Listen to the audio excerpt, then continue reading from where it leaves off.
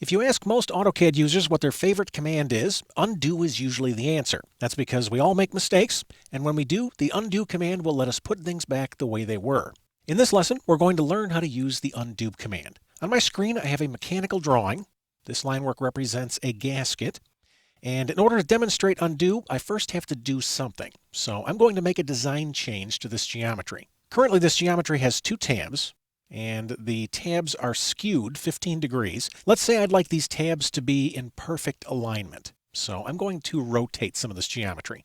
I'll move up and launch the rotate command, and I'm going to select this line and this arc. This line, I'll select this circle. I'll select the geometry for this slot, and I'll select my center line. Then I'll right-click. I would like to rotate this geometry around the center of this circle. And normally, I would rotate this 15 degrees to put these guys into a straight alignment.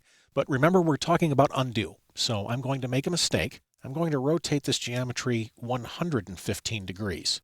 And I'll hit enter. And this is obviously wrong. That's all right. I can fix it by using the undo command. Undo is located here in the quick access toolbar. It looks like a backward-facing arrow. Now, before I click this, notice there's also a forward-facing arrow, and it happens to be grayed out right now.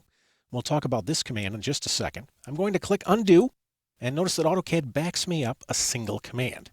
Also notice that the forward-facing arrow is now available. This icon represents the redo command. Redo will reverse the effect of an undo. If I click this, AutoCAD will put the geometry back to the previous position. Now, I don't want to do this, so I'm going to move up and click undo one more time. Let me give you an important tip when using redo. The redo command can only follow an undo.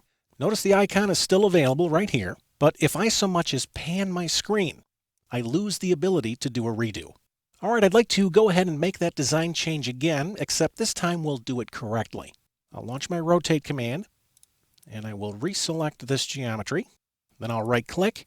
I'd like to rotate the geometry around the center of this circle, and I'd like to rotate it 15 degrees.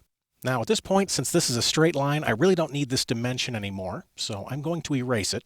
I'll launch the erase command, select the dimension, and then I'll hit enter. Now I've obviously got some gaps and I've got some overlapping line work.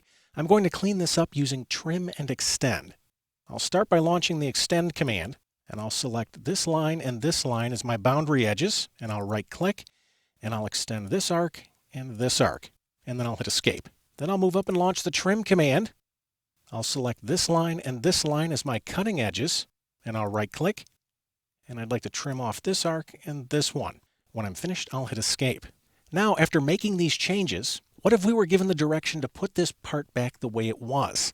Well, I could move up and click undo, undo, undo, undo to put this thing back. Or, notice there's a flyout right next to the undo icon.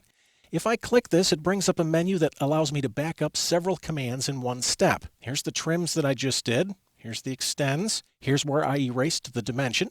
And here's where I rotated my geometry. I'd like to take away all of these commands all the way back through rotate. So I'll select rotate from the menu, and notice my geometry is restored to the previous state. The undo command is a lot like an insurance policy. No matter what we may do to our drawing, we can always restore our geometry by using the undo command.